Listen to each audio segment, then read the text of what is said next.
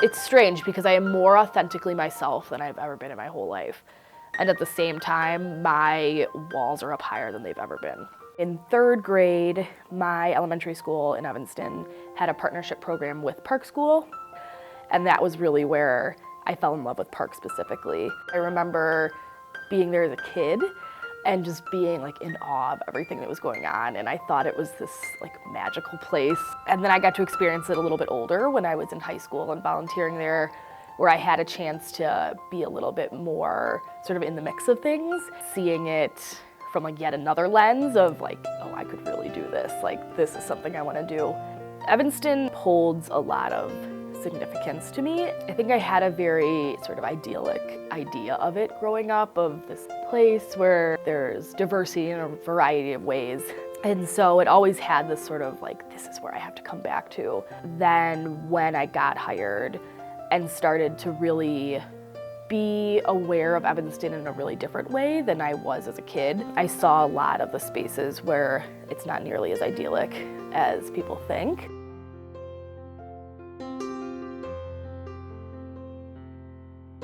I think the sort of driving force was I needed people to change their pronouns when referring to me.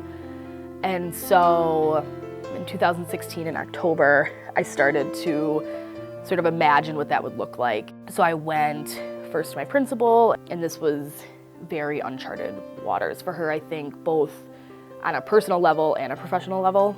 She sort of said, yes, let's do this, but she also had no idea how to do it in a sort of systematic way, and that was the response I kept getting. And so I sort of had to chart waters that I think probably should have been mapped out beforehand. I really wanted the message to come from me, and so the decision was made that at a staff meeting I would come out to my coworkers, and then I wrote a letter to everyone else and put it in their like mailboxes in the office. And so it was really the following day, knowing that people had read this and hearing sort of the murmurings, and that was a lot more unsettling than it actually was to tell people face to face. There was such a clear urgency in me that it was like, either I can't keep working in a space that I'm not out, or I need to take the risk and come out. So once I sort of sat with that, there wasn't any going back. I think more fear built up as I saw the complete lack of any sort of plan on the district's end. It was very clear that there was no one saying, yep, we've done this is how we do it, here are your protections if it doesn't go. I mean, there was none of that. It was, okay, like, we support you, but we've never done this, so like, good luck.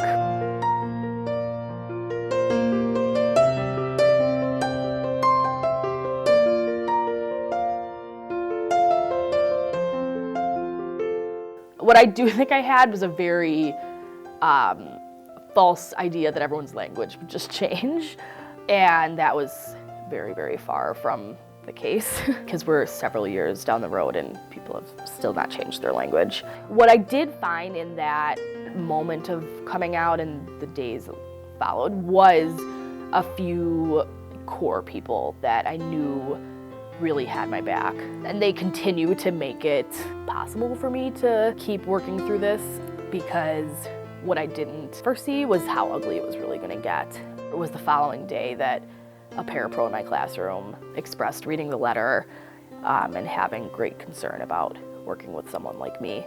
The ones that were the worst were the implications that I not only couldn't do my job, but that children shouldn't be subjected to someone like me, that I was a danger to children, that I had some sort of hidden agenda.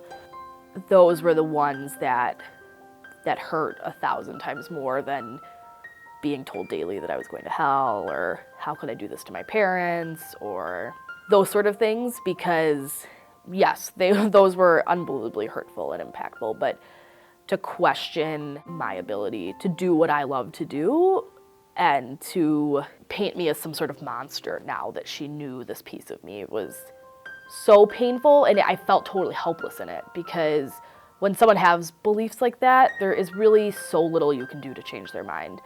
And that was where I needed the district to step up and put an end to this, and that was where sort of their initial failings began. I mean, people would say, well, this is what happens if you take the risk in coming out. Like, this is kind of the risk. Or when this person finally did get moved, the messaging to me was that I made her feel uncomfortable. So for her sake, she was going to be moved to a different classroom. And so for there still not to be any sort of acknowledgement of my pain, but instead this sort of labeling of like, you make other people uncomfortable and other people have to be protected from you. Whether that was their intention or not was the very clear and loud message that I received from their actions.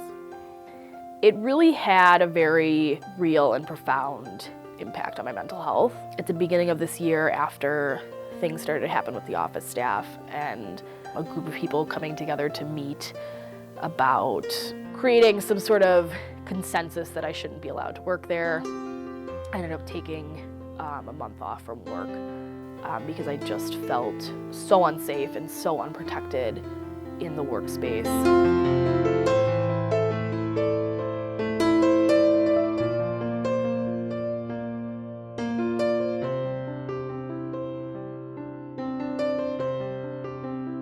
I had filed under workplace harassment. I had very little faith that it was going to work in my favor. In meetings with human resource staff, they were not using my correct name or pronouns. Sure enough, they considered it unfounded. That was sort of where I realized that I couldn't count on the district to protect me, even in a very systematic policy way. They failed me. But I found a really amazing organization that provides services free of charge to trans people specifically facing harassment.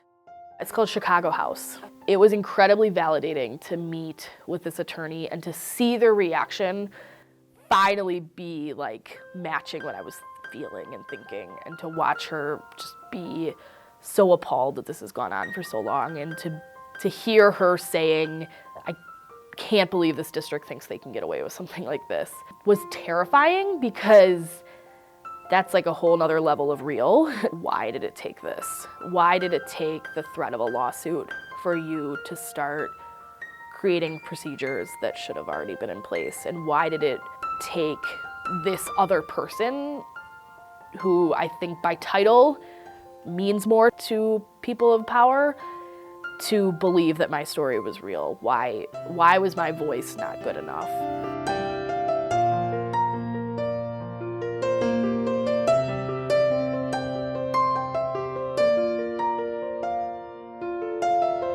I started to imagine, like, how could I let people know this was going on in a way that was legal and couldn't jeopardize my job?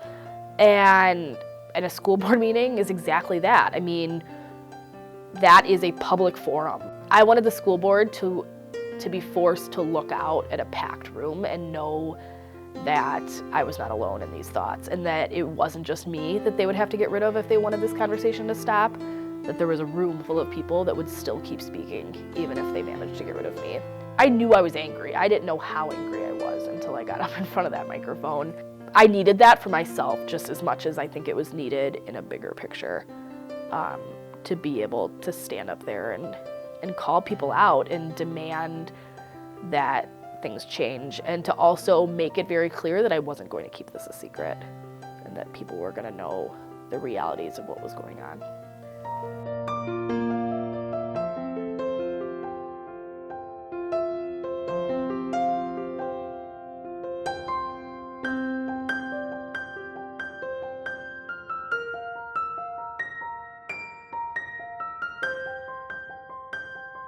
I do feel that I have a very large target on my back, and I put it there in my own doing, as far as like getting in front of the school board and speaking in a way that I knew would be a way to let the public in, which was my intention. Was I am not going to let this school district keep this a secret anymore. I needed other people to know that this wasn't a safe school district right now, because if I am an adult experiencing this and having to navigate this I can't imagine the impact this would have on a child.